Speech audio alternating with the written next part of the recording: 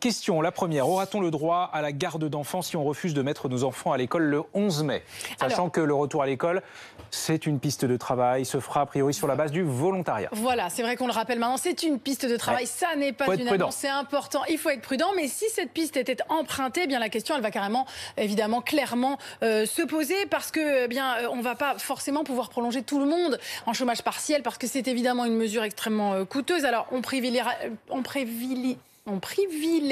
C'est pas facile, mais on y arrive.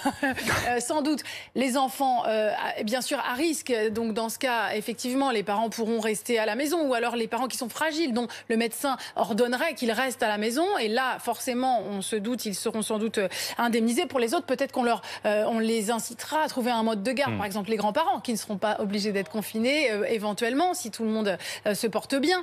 Ou alors l'alternance dans les couples. Voilà, l'un garde un jour et l'autre jour. En tout cas, c'est à nouveau des pistes de travail. Il n'y a aucune mesure extrêmement concrète là, puisque, encore une fois, eh bien, ce retour à l'école en fonction, selon le volontariat, ça reste une piste de travail pour le moment.